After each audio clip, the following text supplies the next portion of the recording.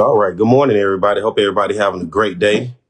It is Monday, and so you know what time it is. We're going to get ready to start talking about the weekend in SEC baseball play. Of course, I'm Perry White, the host of On the Yard Network. My man, Zach McKinnell, will be joining me just a moment so we can break down all the games, some upsets, some big games played over the weekend, top 25 matchups across the SEC. And then we also take a look at some of those midweek games, as well as take a look at the top 25 and what it's looking like as we get ready to wind down the regular season and get into conference tournament play. And then we'll start to have the conversations of the possibility of what teams around the SEC will be hosting regionals, the possibility of regionals, and could a team get hot in SEC tournament play? Everything will be happening over in Hoover, Alabama very soon, but we're winding down the regular season. So I thank everybody for tuning in.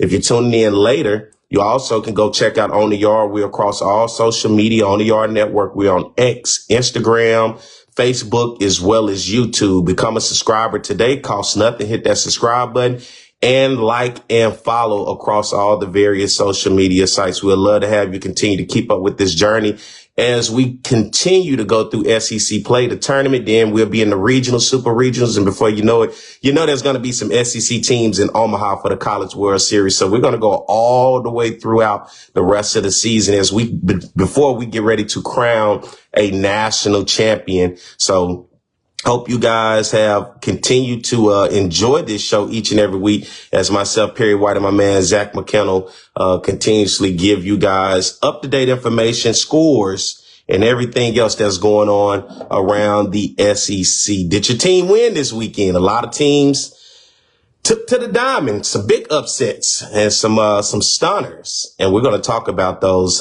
today. So, and you also can catch me on the Jaguar Journal. Of course, I host the Jaguar Journal in Baton Rouge on 107.3 FM, on Talk Radio in Baton Rouge. So you can keep up with the Jaguar Journal across all social media as well. Just like On the Yard, we're on X, we're on Instagram, YouTube, as well as Facebook. Become a subscriber today on the Jaguar Journal and hit the like and follow button there. And I always go back and keep up with the entertaining and the information that we give and continuously put out for everybody to have. So as always, give me 1 second. I'm going to put this out there for everybody to see. Waiting on my man Zach to join me in just a minute.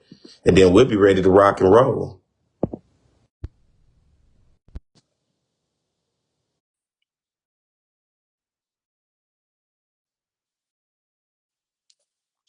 There we go. Got my man Blue up. Blue, what's going on?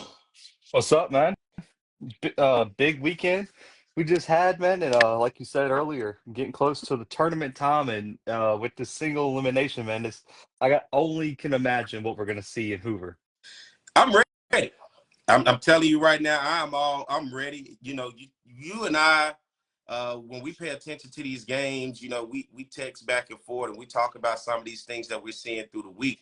But, as we inch closer towards the end of the regular season, just for you thus far before we get into the games, what are you seeing about the SEC as a whole? Man, I'll say this: as much as everyone kind of talks about the depth of the conference, I still just think it keeps being understated each week, Perry. Because I mean, we saw some games this weekend that I mean, me and you were very like some series this weekend that we were very confident about. But you're also kind of seeing the league cannibalize itself to a point. Like you saw the new top 25 come out today, and I think there's a lot of teams that are slotted maybe a little bit low. They're being a little bit overlooked just because they've been on a downward slide or whatever it may be, but it's just because they're going up against elite Mm-hmm. teams. And I really don't think people are going to understand how talented this league is top to bottom until we get to tournament play in the college world series, regional, super regionals. Because I mean, here we have a team in the top 25 now that started, I think, what was it, like 1-11 in conference or something like that. It was a tough start for a couple teams, and we were looking at like, hey, where's this thing gonna head? But all in all, it seems teams are getting it together. And you talked about that cannibalism that's happening within the conference. That's legit what's happening. Teams are beating up on each other as the season goes on. But I think that's the strength of what makes the SEC the SEC. These teams are battle tested week in and week out. And that's why when you see these teams get ready to get into national play, when we're talking about the regional and super regional, and even getting to the College World Series, why every year you see the SEC and the way that they do, and that's dominate each and every year. And let's go back to the midweek games, Blue. Let's go to quickly a couple games. Indiana State and Tennessee. Indiana State was on the road taking on Tennessee. Tennessee got the victory 12-1 in that ball game. Here's one. How about South Florida going on the road to Gainesville against Florida? South Florida gets the victory 7-1 over Florida. South Florida in this one, 13 hits, 1 error on the other side for the Gators. 3 hits, 1 error. Did you see this one happening with South Florida? Now they're 25-21 on the season and 12-9 respectfully in their conference. I would say I'm not shocked because South Florida's a bad team.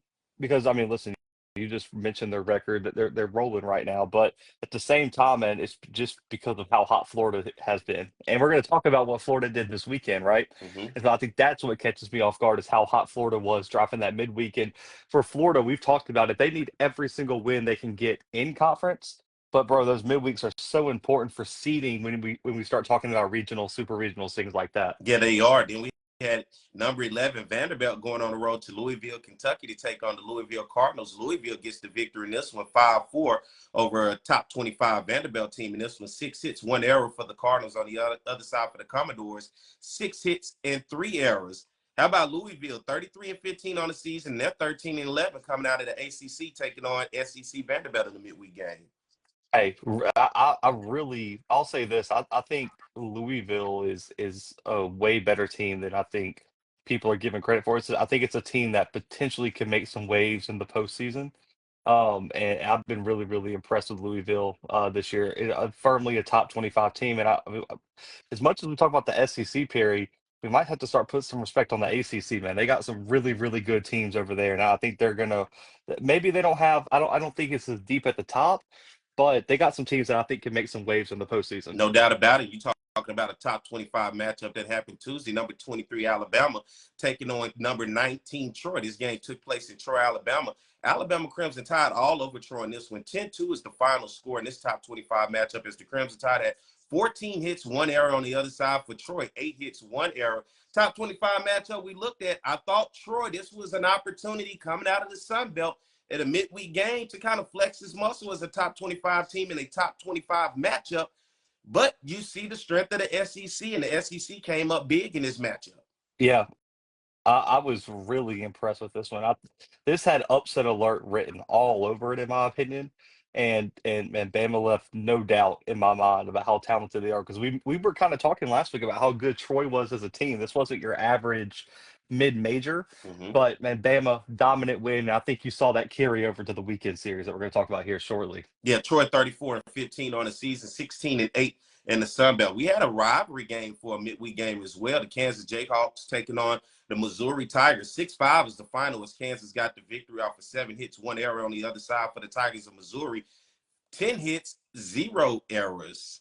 Kansas squeaks out one against Missouri there. Then we look at Lamar going against number 1 Texas. Of course, this one was all Longhorns. 9-3 was the final. Then we had 2 other games that were midweek that ended up getting canceled because of weather. Texas A&M was supposed to go on the road to Houston, which that was the matchup I was looking forward to. And then the Grambling Tigers out of the SWAC taking on LSU. That game never did happen due to inclement weather. But then now we jump over into the weekend series, and we start out with South Carolina and Auburn. This series, Blue, started out on Thursday. Number 8 Auburn hosting South Carolina, and this one in game 1, you thought it was a football score. Auburn with 24 runs in this ball game, putting up 9 runs in the bottom of the 5th and 7 in the bottom of the 3rd. 24-2, the final score over the Gamecocks in this one. 20 hits for the Tigers, 0 errors on the other side for South Carolina. 5 hits and 1 error. Auburn goes up 1-0 in game 1. Then we go to game 2, a little bit closer than game 1. 11-10 was the final score. Auburn able to get it done in the bottom of the 9th and squeak this one out. Auburn Tigers get it done off of 13 hits, 1 error on the other side for South Carolina. 17 hits, 1 error. It's 2-0 now. Auburn. Then we go into game 3. Can Paul Maneri and South Carolina get it done? They do not. Final score on this one, 11-3 for the Auburn Tigers as they get the sweep over South Carolina. They got it done in game 3 off of 18 hits, 0 errors. And for South Carolina, 7 hits, 1 error. How about Auburn, top 10 team, doing what they're supposed to do, win the games they're supposed to win. In this case, they were supposed to win this one against South Carolina as they get the complete sweep. Man, this was arguably one of the most dominant series we've seen all year. And Perry, I know that we kind of talked about it briefly, right? About how it was year one with Paul Maneri, and we got to give the South Carolina team time. This was the first time I think I kind of looked around and was like, okay, there might have to be a head coaching change. I really think all the goodwill has ended, and they've lost six straight now. With Missouri getting some wins, they're right there potentially going to fall. If Missouri can string together what 2, 3 more wins, they can fall to last in the SEC. And this weekend was just embarrassing, man. I mean, 24 runs allowed in SEC play. Perry, that's what we expect when some of these teams play an overmatched midweek opponent, right? And they just get super hot. Man, you cannot give up almost 50 runs in 3 games in a crucial SEC series. I think the South Carolina team has fallen completely apart, and they're struggling right now, Perry. And I think Paul Maneri is going to need a solid showing in the SEC tournament to convince South Carolina fans that he deserves another year. It's year one, and I think Paul Maneri is the guy that can build the program. Of course, you don't get what you want in year one in this world that we live in, the microwave society, the instant gratification. We want it and we want it now. I think South Carolina is going to be a rebuild program for Paul Maneri, but I think for South Carolina fans, it's ugly in year one. That's typically how it goes when you're trying to create change and you want a new culture. But for me, I say just, hey, bear with them. It's going to take some time. But I believe if they just bear with Paul Maneri, I believe in due time, South Carolina will get on the right track. And I think we'll see that here in the future. How about this game right here of rivals for the weekend in SEC play? Number 24, Ole Miss going up to Starkville to take on his rival, the Bulldogs of Mississippi State. And in game one, it was all the Rebels. 10-4 was the final score as the Rebels got the victory off of 9 hits, 0 errors. And for the Bulldogs, 6 hits, 2 errors. Ole Miss goes up 1-0. Then we go into game two. Mississippi State said, hold on, we're at home. We're not going to just let you come in and get us like that. 4-1 is the final score as Mississippi State was able to put up 2 runs in the bottom of the 8th to hold on in this one to win it 4-1. 7 hits, 0 errors for the Bulldogs, and for the Rebels, 7 hits, 1 error. Then we get to game 3. Who's going to win it? How about Mississippi State against their rival, top 25 Ole Miss, closes out the series, and they get the victory and win the series 2-1. 6-5 was the final score in this ball game. The Bulldogs of Mississippi State get it done off of 13 hits, 2 errors. On the other side, Ole Miss, 6 hits, 3 errors. How about Mississippi State getting the victory over top 25 rival Ole Miss? Massive loss for Ole Miss here. I mean, this was such a crucial series because Perry, I just want to put it in perspective. We talked about this. A team could go from fourth, maybe even third, down to 12th over these last 3 weekends in the SEC.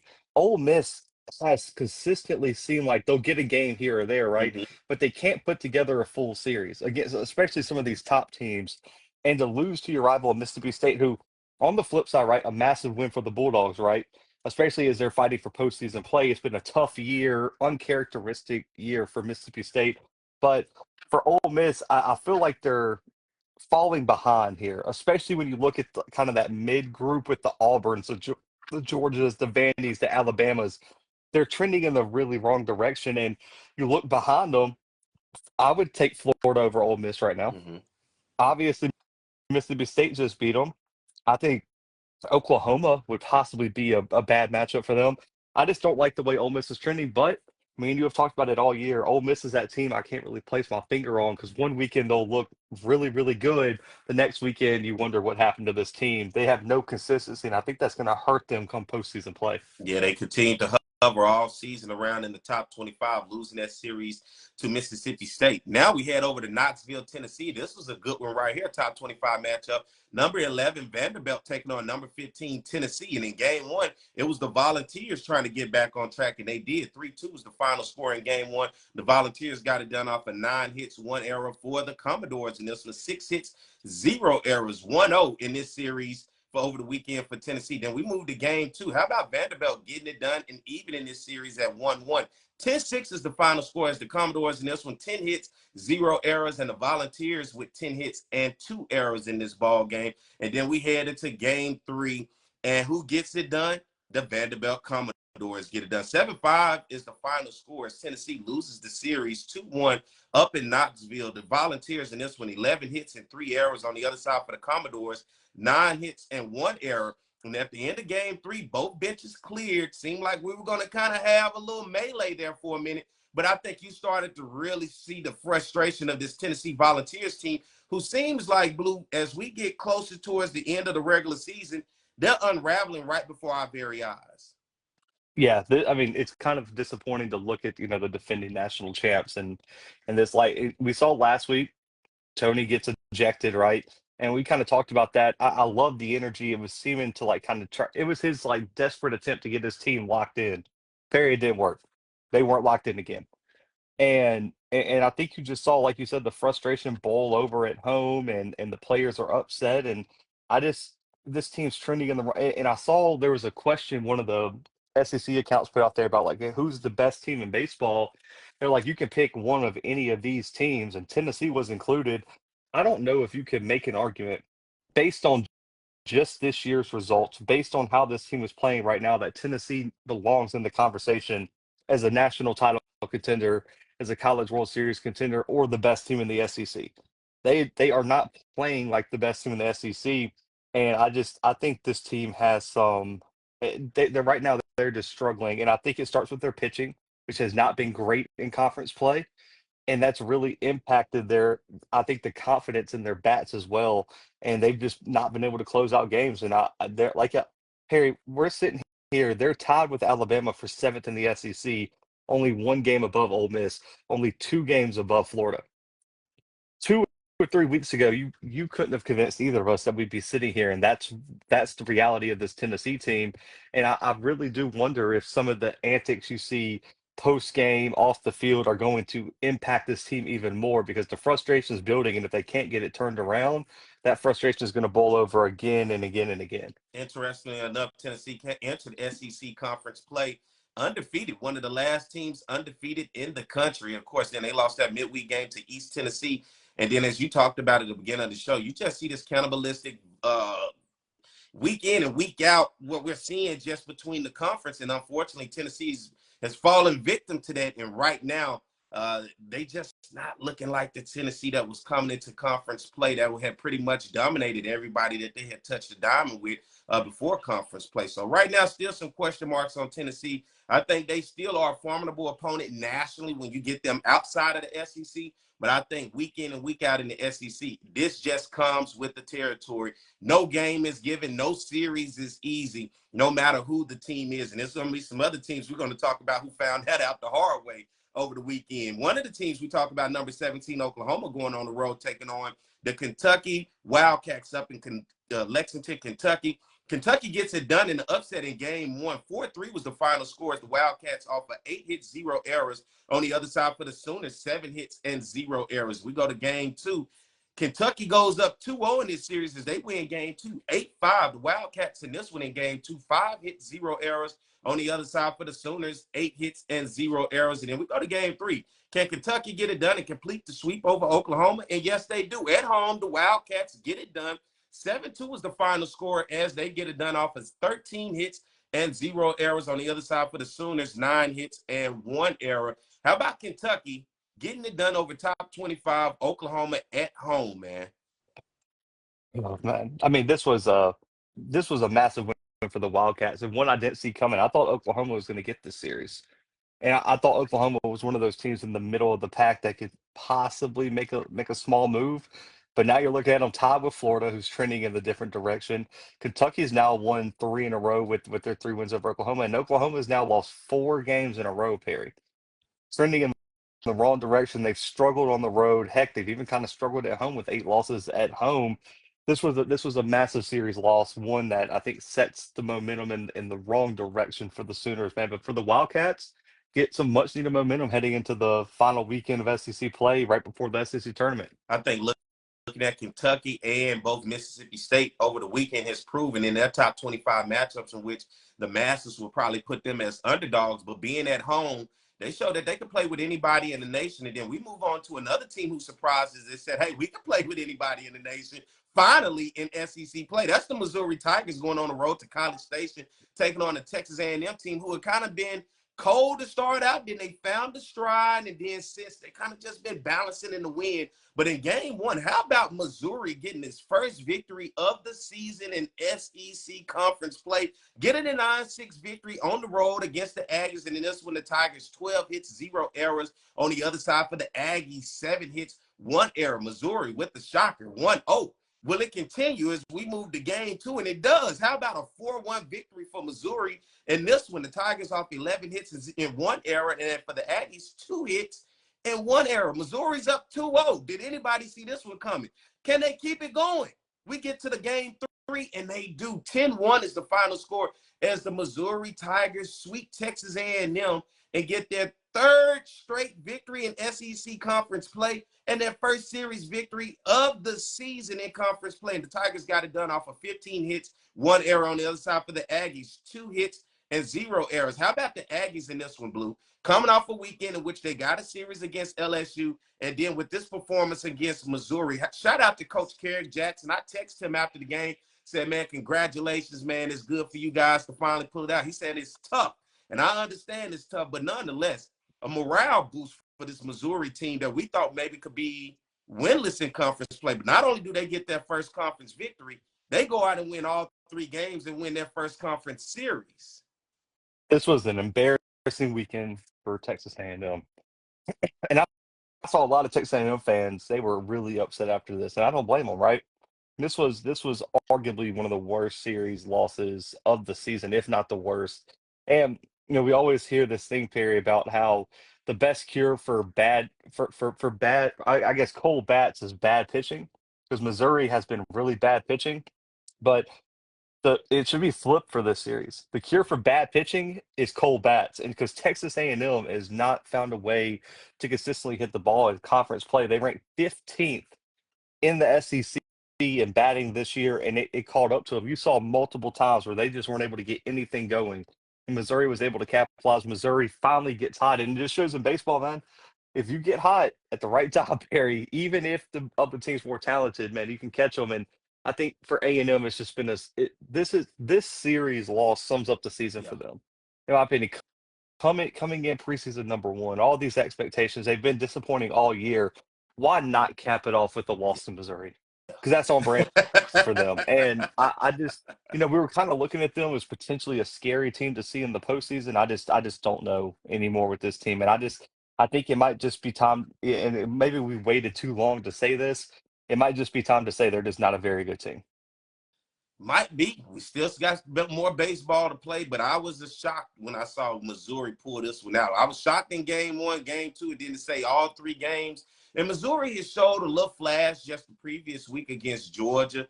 Like, hey, we could possibly get it. And then here they are. They get it done on the road at Texas A&M, in which Texas A&M at home last week were able to hold it down against LSU. And so we'll continue to see, can Missouri keep the streak going now that they tasted victory in SEC conference play. We move over to Tuscaloosa, Alabama for a top 25 matchup between number 6 Georgia taking on number 23 Alabama. We talked about Alabama in their top 25 matchup during the midweek game against in-state Troy, and they got it done. Troy, of course, was ranked higher than them at number 19. Now you're going against a top 10 team in Georgia in this one. It was all Georgia in game one. 19-3 the final score. The Bulldogs got it done in game one off of 15 hits and 1 error. On the other side for the Crimson Tide, 4 hits and 1 error. 1-0, Georgia goes up on the road at Tuscaloosa. Then we go to game two. Alabama gets back on track. The Crimson Tide win this one 9-3 in game two to even the series. The Crimson Tide got it done off of 7 hits, 0 errors. On the other side for the Bulldogs, 12 hits and 0 errors. Now we're 1-1.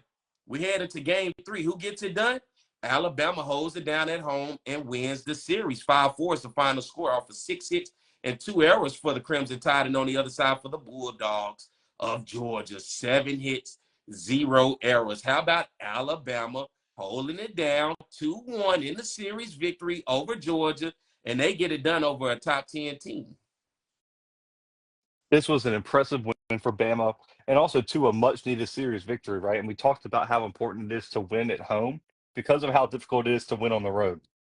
And this was one that Bama, I think, needed to have just because they were right there in that middle of the Mm-hmm. pack, right? And one or two losses could have set them in the very, very wrong direction. Huge series win, especially over a Georgia team that was kind of hot coming into this weekend. They were one of the hotter teams, had a chance to potentially work their way up into that top tier of the SEC with a big series win over Bama this weekend. And the Crimson Tide answered, and it was their ability to get the bats going. And I was really impressed with their pitching staff this weekend outside of the first game, man. Georgia got really hot in that first game, and I thought it could get out of hand in the series. And for Bama to respond as well as they did over the last two games was huge for that Crimson Tide Big team. week for Bama, top 25 matchup with Troy, they get the victory, and a top 25 matchup with Georgia, they get the victory in the weekend series. So shout out to Alabama as they seem to be doing things right this past week. Then we go over to Austin, Texas, where we've said all year this has to be the toughest place in college baseball for any team to try to go to get a victory. And guess what? The Florida Gators were on the road taking on the #1 Texas Longhorns over in Austin, Texas. And in game one, how about a day for the Florida Gators as they put up 6 runs in the top of the first to ultimately win this game in game one? 8-2 over in Austin, Texas was the final score for the Gators. They did it off of 9 hits and 1 error on the other side for the Longhorns, 7 hits and 0 error. Okay, you got my attention, Florida, in game one. So we go over to game two to see, all right, is this just an anomaly or is this something, with Texas get back on track? And the Longhorns did. 5-2 was the final score in this one as the Longhorns put up 5 runs in the bottom of the 6th to basically seal the deal. They did it off of 7 hits and 1 error on the other side for the Gators. 5 hits and 0 errors. Unexpectedly, we got a tied series going into game 3. How does it turn out? Florida Gators with the upset on the road at Austin. They win the series 2-1 as they get the game 3 final score 4-1. And the Gators get it done off of 8 hits, 0 errors on the other side for the Longhorns. 4 hits, 1 errors for the second consecutive week. The Longhorns have lost a series, a team that seemed like they were almost unbeatable. They go on the road to Arkansas and lose all 3, and then they come back home and lose 2-1. Nonetheless, Florida shocked me. Huge win for the Gators on the road for Texas, against Texas. Man, what a weekend for Florida, man. What's that now, Harry? I mean, how many straight series is that now for them? Like 4? It's looking good because remember, they went on the road. They got Arkansas as well at home in Gainesville and knocked off Arkansas, which surprised me. Yeah, I mean, they have a chance to really, but I mean, my bad. It's 5 straight SEC series wins now for Florida, and they're getting hot at the right time. And let's just say this: Texas is going in the wrong direction right now. That they have lost a few series that just make no sense. But I'll say this: Florida got themselves off the bubble, in my opinion. Perry, there was some talk about them being on the bubble for postseason. That's over. They're locked into the postseason, and they're going to arguably be one of the more scary teams in the postseason. There's even talk that potentially, just because of their RPIs, make the schedule all that so high, if they can put together a strong SEC tournament, potentially get this last series of the season, that they're going to be in conversations to host. Wow. 3 weeks ago, we had no idea we'll be sitting here today even having this conversation with Florida. Just absolutely insane turnaround for Florida. And it, again, we talked about it when they started getting hot, right? They it, they are the prime example of how deep this team, how deep this league is. Because I mean, Perry, they were tied with Missouri for like 3 weeks in the SEC, and they have just been on a heater here. Now, if they are going to host, I want to say this: they can't lose to like South Florida in the midweek. We got to get some wins in the midweek moving forward. But let's just say this: their last 3 games, Perry, at home against Alabama, who is a top 25 team right now. If they find a way to sweep Alabama or win that series, you're talking about a team like if they sweep them, that's 16 conference wins for Florida, and they're probably going to they're going to skyrocket in the polls. So that I don't think the hosting conversation is that out of the realm of possibility here, which is insane to think about. So Florida man hot, Texas going in the wrong direction. The only thing that kind of bailed them out this week is the fact that Arkansas struggled in their series, and it kind of keeps their lead. But if I'm a Texas fan, I do not like the direction this team's trending. Maybe it's a case of peaking a little bit too early for the Longhorns here, who are 40-10, an impressive record, but they have not looked good in the past few series. They get swept by Arkansas. They and I just think that's two straight series losses, and they got Oklahoma on the road this upcoming weekend, Perry, who is looking for a big bounce back win, and it's a rivalry series. So I'm going to throw all Uh, records out the window. They got to yeah. win that series. Looking forward to that one. And then you talking about the Arkansas Razorbacks. I was at this game in Baton Rouge this weekend over at Alex Box, Skip Berkman Field. And this was a hell of a game and a top 10 matchup between number 7 Arkansas taking on number 3 LSU.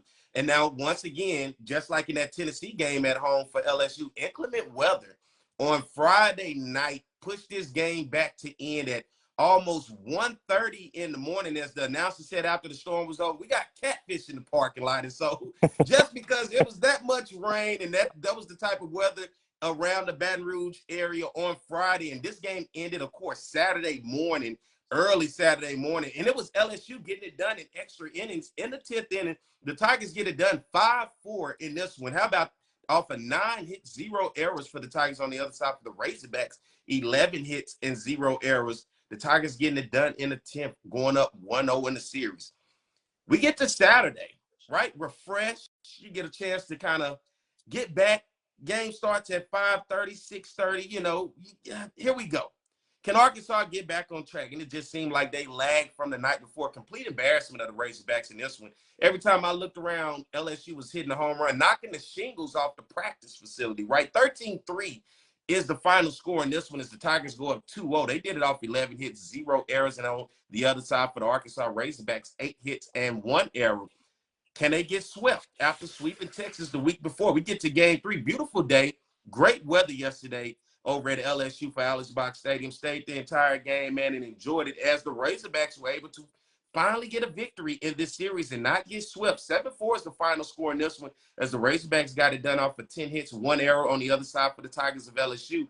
10 hits and 1 error. We saw Jay Johnson get ejected in this game. He was not pleased with the umpires the entire game in terms of just the strike zone and just everything else. But how about Van Horn and the Razorbacks saying we can't get swept, and they held on to win this one 7-4. But nonetheless, great showing for LSU this weekend at home, showing why they are still remaining one of the top teams in the and not just the conference, but the nation as a whole. You know, just both of these teams, I just want to put it in perspective. One, Arkansas fans are always going to be a little nervous, Perry. Yes, I do. Because of the history, right? So it was good that they got that win, especially coming off sweeping Texas. But you kind of look at the inconsistency of these teams, Perry. So going back, let's just go back to April 11th, that series. Arkansas loses the series against Georgia, losing 2 games by 1 run. Then you go and lose the series against Texas A&M, so you're trending in the wrong direction, right? You lose against Florida in the series after that. Then what do? You come back and sweep the number 1 team in college baseball in the Texas Longhorns. And how do you respond? Oh, that's right. You lose to LSU in the next series. And you have a pissed off Tennessee team coming to Fayetteville this upcoming weekend. That's going to be a series that is going to be super interesting. Then on the flip side, right? You look at LSU, who they get the big series win this weekend. You go back a week ago, they lose to Texas A&M on the road in that series. You go back again, they get a big win over Tennessee and Baton Rouge. You get a big win over Alabama, but then you go back 2 weeks and you get swept by Auburn. So both of these teams have been kind of up and down going down the stretch, but this is why I really like where LSU sits, Perry. They got some momentum, right? 40-12 overall, 17-10 in conference. You know who they end the season with? South Carolina. Go ahead and mark me down for a sweep, Perry, which will get them to 20-10 in SEC play, which means if Texas finds a way to get swept by Oklahoma or something happens, they're going to be right there in it for the SEC regular season. So I'm going to be very curious to see how LSU puts some pressure on Texas this weekend. I'm very curious as well. And let's look at the SEC standings as we start to talk about all of the chaos and the possibilities that could be as we get ready to reach down towards the end of the regular season before we get into tournament play. And at the bottom of the SEC, they got their 3 wins over the weekend in their first conference series victory. It was Missouri. They had 3-24 so far in conference play. They're 16-35 on the season. Never thought I'd say this year they'll be on a 3-game win streak, but congratulations to Coach Carrick Jackson, the head ball coach over there at Missouri, for not letting his team just fall apart, keeping the morale and say, hey, at some point, guys, let's get a victory. And they got 3 of them over the weekend. Right above them, South Carolina with 2 more wins than Missouri at the bottom. They're 5-22 overall in conference play, 26-26, right at 500 on the season. Then you have Texas A&M at 10-17 in conference play. They're 27-23 overall on the season. Then we got Mississippi State, who had the weekend series victory over Ole Miss. They're 12-15 in conference play and 31-20 overall on the season. Then here go a few teams that's tied all with the same conference record at 13-14. It's the Kentucky Wildcats, the Oklahoma Sooners, and the Florida Gators. Florida 35-18 overall on the season. Oklahoma is 32-17 overall on the season. And Kentucky is 28-20 overall on the season. All those teams tied at 13-14 in conference play. Right above them, the team who lost this series over the weekend, Ole Miss, who is hanging on, they're 14-13 in conference play and 34-17 overall on the season. 2 teams tied with the same identical conference record. That's Tennessee and that's Alabama. Both teams 15-12 overall in conference play. Alabama is 39-13 on the season, identical with Tennessee, who is also 39-13. Another few more teams that are all tied with conference record. 16-11 is the number for Vanderbilt, Georgia, as well as Auburn. All of those teams at 16-11 in conference play. For Auburn, they're 36-15 on the season. The Georgia Bulldogs are 40-13 on the season, and Vanderbilt 36-16. All those teams tied at 16-11. And then we start to get separation by 1 game here. You got the LSU Tigers, who are 17-10 in conference play. They've reached 40 wins this year. They're 40-12 overall on the season. Arkansas Razorbacks, they're 18-9 in conference play. They have their 41st victory of the season. They're 41-11 on the season. And then Texas, who is still at the top of the SEC conference, they're 20-7 in conference play and 40-10 overall on the season. Looking at this, as you said before, it's just this is a cannibalistic world that we live in SEC play. And right now, looking at this, Blue, it can go in any direction, any given time, any given game, any given weekend with any of these teams in the SEC. Absolutely, man. Let me ask you, who would be your top 5 teams right now if you're doing a power ranking? I would have to put Texas, LSU, Vanderbilt. I still have to put Arkansas in there. Arkansas is really, really, really starting to lose my interest, but nonetheless, 41 wins on the season. And even losing 4 of their last 5 series, they still the number 2 team in the conference in terms of conference victories. So I still keep Texas at number 1. I think Texas is still a hard out. I would go LSU number 2. I would go Vanderbilt number 3. I would go Arkansas number 4. Auburn number 5. I don't hate that. I mean, I would probably put LSU number 1 if we're doing power ranking, like just in terms of how they're trending. Like if we're just doing overall standings, like I can make the argument for Texas there, but I would probably say LSU at 1. I wouldn't mind Texas at 2. I'm actually going to go Auburn at 3, Vandy at 4, Arkansas at 5, just because of the way it's trending. And you can make an argument that it could be flipped any given way. I mean, Perry, because I'm not going to name which I'm not going to name which team it is, but this is a resume of a team that is borderline top 5 in the SEC that we just talked about. They're top 10 in the top 25. They're number 2 in the RPI. They're number 1 strength of schedule. They have 15 plus SEC wins. Their only series losses are on the road to top 10 teams, and they're 7-2 over their past 3 weekends. Must be talking about the LSU Tigers. That is the Auburn Tigers. Auburn Tigers on the other side. Their resume is arguably one of the best in the country, and so if you complete the I would say next weekend with the series win over Ole Miss. Not even a sweep, right? It's just on the road. Just get the series win. There's a strong argument that Auburn's got to be in the conversation to host a Super too. Yeah, no doubt about it. And then you're looking at the SEC, right? So if Auburn's in the conversation to host a Super, right? Texas is going to host a Super. Arkansas should host a Super. LSU should host a Super. What about Georgia and Vandy? And Georgia is like hovering right there, trying to knock on the door. To me, as a top 5 team, as we saw coming into the season, SEC conference play, Georgia was right there. And we still had question marks because it was kind of new to see Georgia in this position of saying, okay, an elite team in this conference. And then I think as you saw through SEC play, they're now 16-11 in conference play, but it's been rough for Georgia on the road. They're 10-10 right now on the road, but at home they're almost perfect, 27-3. The road has been tough for the Bulldogs, which has really knocked them down when you look at overall in conference play. And I think for them, they are the team with the question mark because at some point you see the potential, but then at other points it's like, not really sure. And as you're talking about Auburn, although they're tied with Georgia at 16-11 along with Vanderbilt, it just seems like there's a difference between Vanderbilt and Auburn right now compared to what you see out of Georgia. Yeah, I think Vandy and Georgia. I mean, Vandy and Auburn are probably like if we're talking the hottest teams right this second. Like, who would you not want to play? It would probably be Auburn, Vandy, and then you would probably throw Florida Mm-hmm. in And one thing about there. Auburn, they have been battle tested through their midweek games. Yeah, what t- uh multiple Georgia Tech series. And so I just think I I would say the thing with Auburn though, man, is like I kind of and I got to be a little bit fair here. They kind of remind me. Remember earlier in SEC play when Georgia was on that really really hot streak? Number 3 in the nation at one time.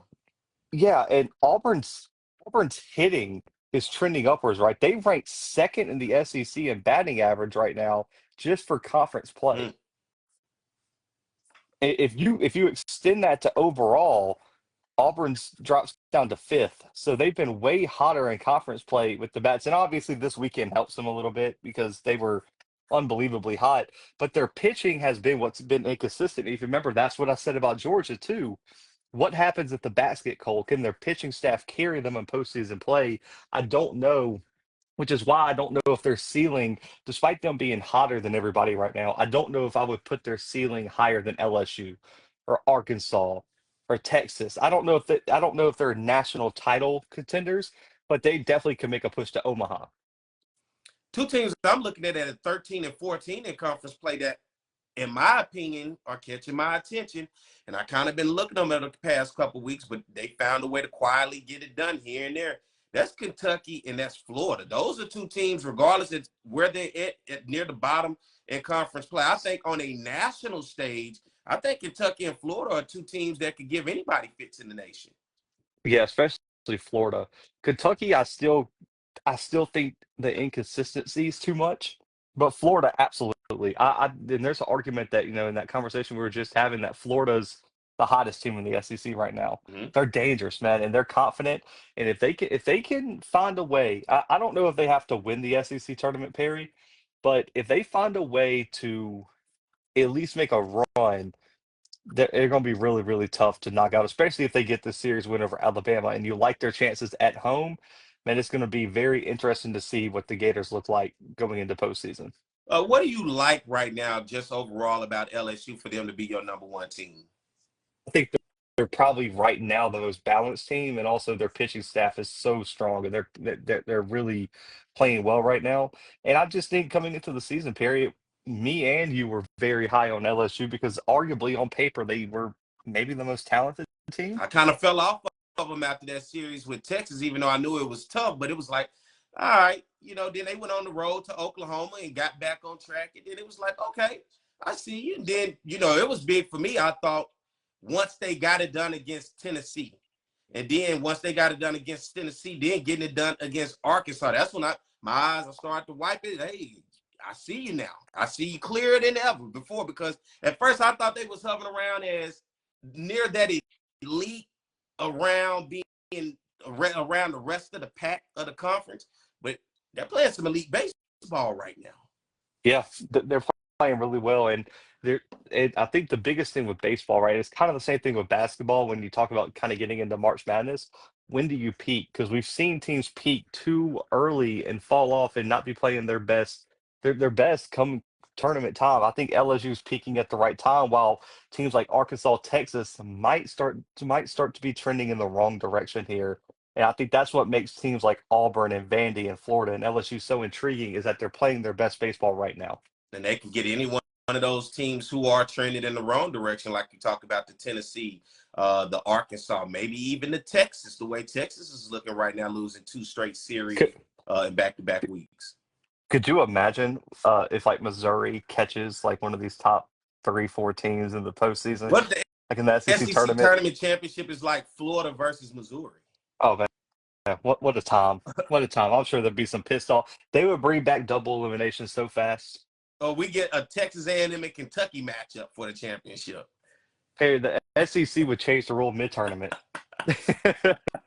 We can't have this. No more single game elimination, right? All right. Let's look at some of these midweek games. Not a lot as we getting ready to head towards the end of the regular season. We have Belmont, who's 24-28 on the season overall. They're 13-11, taking on a struggling Tennessee team right now. Who do you have in this one between Belmont and Tennessee? I think Tennessee's going to take out some frustration in this one. They got They to. got to. This is time to work on it. You got NKU, Northern Kentucky University, taking on Kentucky. NKU is 27-22 on the season. They're 15-12 respectfully in their conference. I'm kind of high on Kentucky right now. Hey, I'm on the Kentucky Bluegrass. What you think about Kentucky? Yep, I like the Wildcats here. Winthrop, who is 27-25 on the season, 11-10 in conference play, taking on Palmer in South Carolina over in Columbia. What do you think about South Carolina here against Winthrop? Uh, Upset alert. Ooh, okay. I just don't have a lot of confidence in South Carolina. They probably get this one, but probably a little bit tighter than you would like. North Alabama, who's 20-29 overall in the season, 13-14 in their respective conference, taking on Mississippi State, who just come off a top 25 victory weekend series, 2-1 over Ole Miss. What do you think about Mississippi State up in Columbia? I like Starkville the City. Bulldogs here. Yeah, I like the Bulldogs here. Then we got Jacksonville State taking on Auburn, two Alabama squads. Jacksonville State 31-21 overall on the season. They're 13-11, taking on the Auburn Tigers, who you say right now is probably the hottest team or one of the hottest teams in the conference, not only the conference but in the nation. Yeah, I mean, and they're rolling right now, so I like the Tigers to continue that momentum. Then here we go. UT Martin, who's 20-30 overall on the season, 11-12, going up to take on Ole Miss in Oxford, Mississippi. Of course, Ole Miss coming off that weekend loss to Mississippi State. But what do you think about UT Martin and Ole Miss? Give me the Rebels here. The Rebels. And now we get into the weekend series, and this is one couple games I want to talk about. We got Texas A&M going on the road taking on Georgia. What do you think about the Aggies and the Bulldogs in this one? Georgia 3-0 here. I'm gonna Ooh. go with shocking sweep. I think Georgia's gonna be dominant this weekend. I think last weekend, in football you say don't let your opponent beat you twice. Yeah. I think Missouri beats Texas A&M twice. I go with Georgia in this one. I'm going to go 2-1, and I'm going to go 2-1 just simply because of what I said earlier. Georgia is pretty damn good at home. They're 27-3 at home. They're 10-10 on the road, and with this being at home, I'm going to roll with Georgia in this one. Here's one I like. Alabama going on the road, taking on Florida. What do you think about this one over in Gainesville between the Crimson Tide and the Gators? I like the Gators 2-1. I think Bama's too good to get swept. Florida's way too hot. Being at home too is only going to add to this. I think I'd go with the Gators at home as well. I like Florida at home. I think the Gators get it done 2-1. Here's two teams that got weekend series, and now they're meeting up this weekend. Mississippi State going on the road to take on Missouri. What do you think about this one? Can Missouri, and this is winnable for Missouri, and in all honesty, if they can go in there and play some pretty good baseball like they did last week, but you got Mississippi State and Missouri. Oh God, do I really want to pick Missouri? Come on with it. I'm gonna go Mississippi State 2-1. I think Missouri gets a one, Perry. I'll be respectful, but I don't think they're gonna win another Yeah, I go series. Mississippi State 2-1 as well. I think they get one in this one. I'll be paying close attention to that one as well. I like this series right here. Kentucky going up to Nashville, Tennessee, taking on the Vanderbilt Commodores. This is a matchup of two pretty good teams right here. Yeah, I like Vandy 2-1 though. I think Kentucky's a little bit too inconsistent for me to feel good about their chances to win this road series. Vandy's playing really, really good baseball. I think they can keep that momentum going. Yeah, I keep trying to jump on this Kentucky train. I like them right now. I'm going to go Kentucky with the upset. I'm going to go 2-1 against Vanderbilt. I like Kentucky in this one. We'll see how it turns out. Here's one I think you already gave your pick. LSU taking on South Carolina and Palminary. Yep. Tigers, 3-0.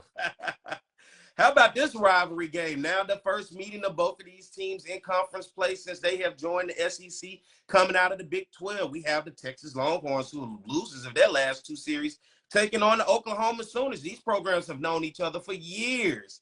And though nothing changed when it comes to this rivalry up in Norman, Oklahoma, what do you have between Texas and Oklahoma Sooners? I like Texas 2-1 on the road. I know it's kind of like a dangerous pick to a point, but I think Texas gets back in the right direction. Yeah, I'm going to go Texas with the clean sweep. I just think this is time for them to flex their muscle. I get it's a rivalry game, but I think this is one where you got to show the world and the nation and everybody else that, hey, we're Texas still. We'll get back on track, and this is the game right here to get back on track. Oklahoma is definitely a beatable opponent, especially on the road. Then you have Tennessee taking on Arkansas. This game is going to be up in Fayetteville. This is a hell of a matchup. About 3 weeks ago, we would have thought this was a top 5 matchup. Not the case in this moment that we're in now, but still, nonetheless, this is going to be a hell of a game for people to pay attention to because you have two programs that need to get it together, and they're going to have to try to figure out getting it together by playing each other. Uh, When I hear you I, give I me want, that I, one, I know it's real. I'm curious to know where you're going to go with this one. I'm going to go Arkansas at home.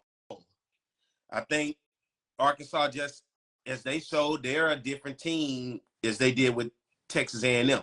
I think this is close. I'm going to go 2-1 with Arkansas in this one over Tennessee. Something tells me, because Arkansas, think about it, literally going into extra innings on Friday night with LSU, that was a winnable game. If they can just find a way to get past, we're talking about a whole other conversation right now coming out of the weekend with LSU. Nonetheless, though, they lost the game and they lost the series. But it was against a really damn good LSU team right now.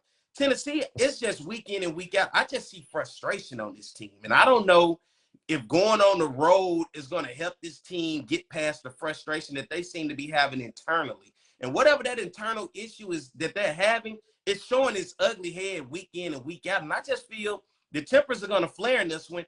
And you're going to really see Tennessee's frustration come out in this one, especially being on the road. And if Arkansas can jump out and win game one, I think that really puts Tennessee back up against the wall. And for me, if that's the case, I'm going to go with Arkansas at home, 2-1.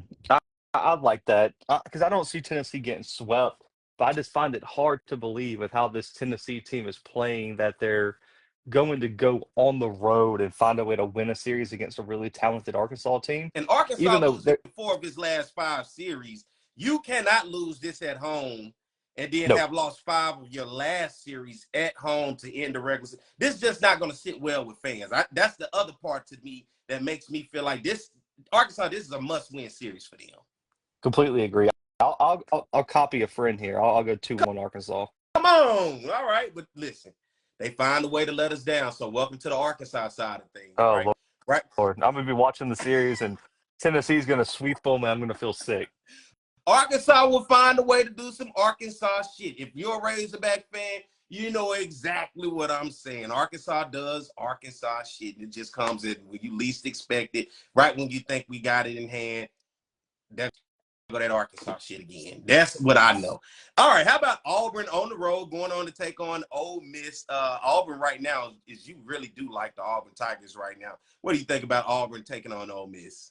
I like Auburn 2-1 here. I think Ole Miss is too talented to get swept, but I also think right now Auburn is just so hot that Ole Miss is going to have some problems, especially as they've struggled over the past few weeks as well to find any consistency. I think they get hot in one game, but I like the Tigers to get the series overall. I'm with you on that one. I roll Auburn over Ole Miss. Of course, now here we are. We're towards the end of the show as we get ready to close things out. And Blue, you know, as always, this your segment, man. We need that top 25 this week. What's changed? Who has come into it? And what are we looking like as we get ready to close things out in the regular season this week? Yeah, man. Some big changes this week in the top 25. We have Northeastern at Where, 25. where is that school located?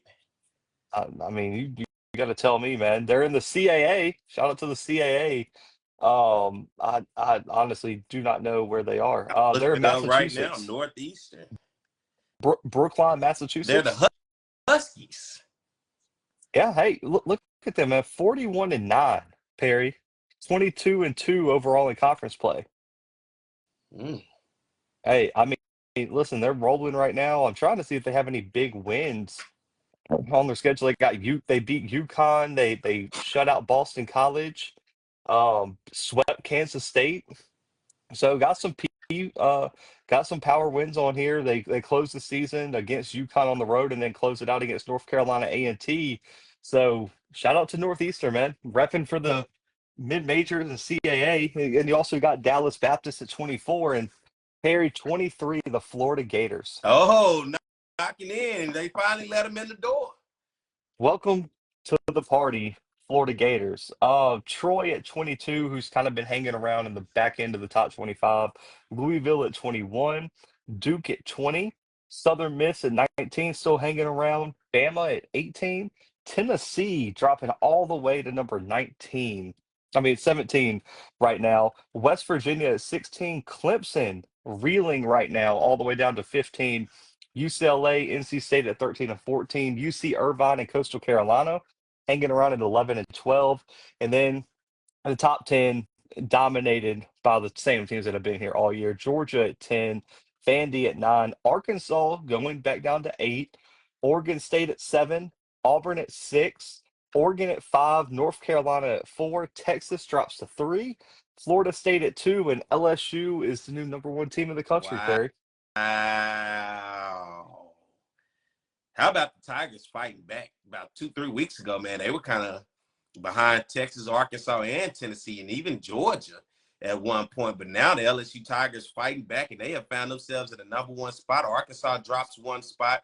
Tennessee dropping out of the top 10. That's that frustration I'm talking about. I think that's going to continue to carry over until they're going to have to go on a vacation or something. They need a team exercise, something to bring that back together. But nonetheless, man, I am surprised that the posters say LSU is the number 1 team in the nation.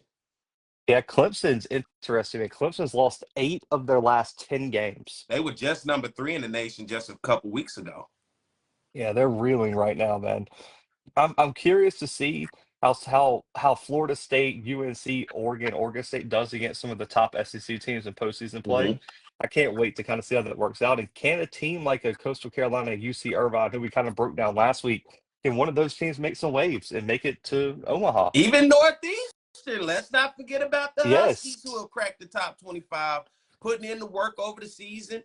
And here they are. You know, it had not been on my radar. Didn't even know about this team up until right now. And you know, playing baseball up in Massachusetts, I guess as the young people say, you get lost in the sauce a little bit. Yeah, I was a little surprised not to see Georgia Tech jump back in the top Mm-hmm. 25. Had a big series win this past weekend over Louisville, if I'm not mistaken. Won the last 2 games there, so a top 25 win there. And before that, they won like 5 or 6 straight games going into that Louisville series. So a little surprised not to see them uh, jump into somewhere in that 21 to 25 range, especially with Louisville still being ranked.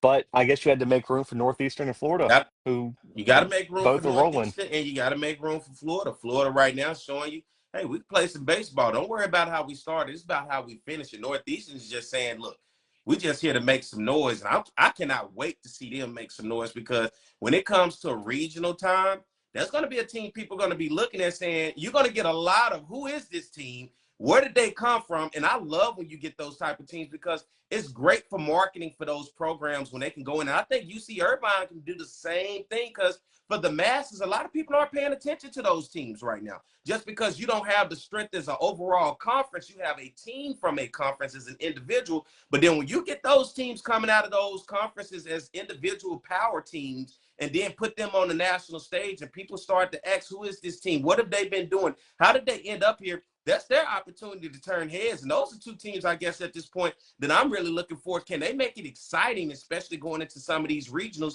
And where would they end up in terms of the regional? Because most likely for Northeastern, it may end up in the South across one of these ACC, SEC schools.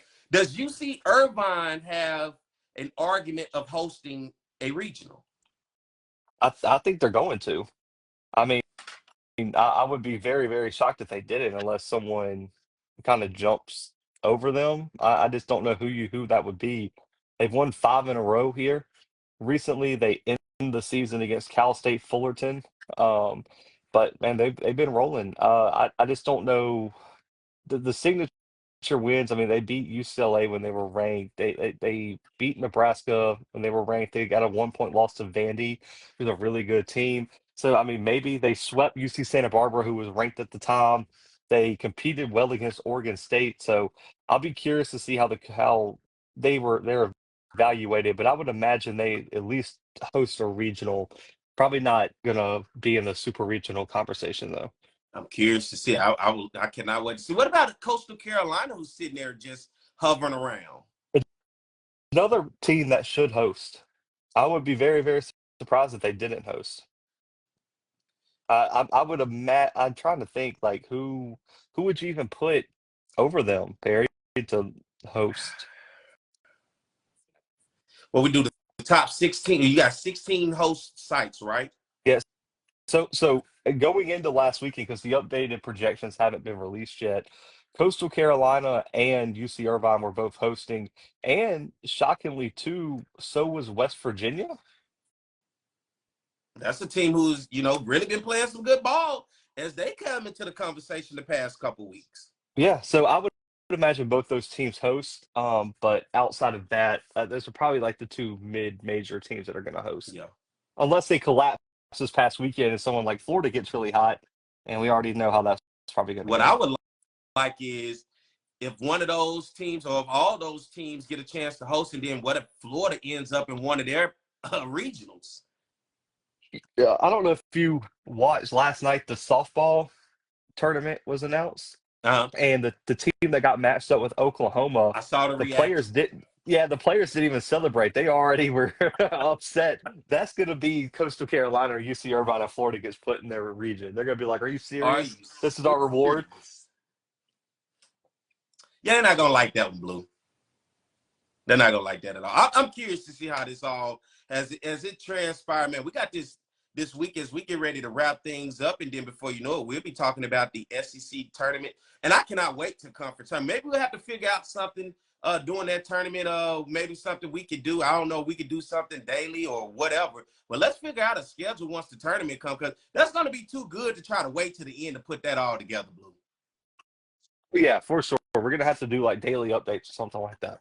That's going to be a good one, especially if we start to see some upsets with the single game elimination, the way it is set up this year. So, man, as always, for everybody that's out there tuned in, man, we appreciate you guys for watching us each and every week as we bring SEC baseball and the top 25 to you to be able to break it down, talk about the games, and then look ahead to the series coming up. And as we get ready to wind down, we once again continuously say thank you guys for tuning in and paying attention to what we do as we bring you all the latest news and information coming out of the SEC and the top 25 nationally. Of course, Blue, let everybody know, man, where they can keep up with you.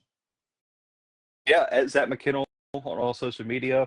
Here on Mondays, talking SEC baseball, the Blue Bloods on all podcast streaming platforms and YouTube, and FCS Football Central on si.com/college/FCS. And of course, for me, I'm Perry White. You can keep up with me right here with On the Yard Network. You can follow On the Yard Network across all social media sites on X, Instagram, Facebook, as well as you can go subscribe to our YouTube channel. All of it is free. just your love and support and continue to grow with us. Hit that like and follow button, as well as hit that subscribe button on our YouTube channel. And then I also host the Jaguar Journal on Talk 107.3 FM in Baton Rouge, Louisiana. So if you want to keep up with the Jaguar Journal and watch and listen to some of those episodes that I do, you can follow the Jaguar Journal. We're on Apple Podcasts, Spotify. You can also keep up with social media on Facebook, Instagram, X, as well as head over to the YouTube channel, and you can hit the subscribe button, not only with On the Yard Network, but you can also hit the subscribe button for the Jaguar Journal as well and keep up with me there. So for myself, Perry White, and my man, Zach McKinnell, we appreciate you guys, and we'll catch you next week.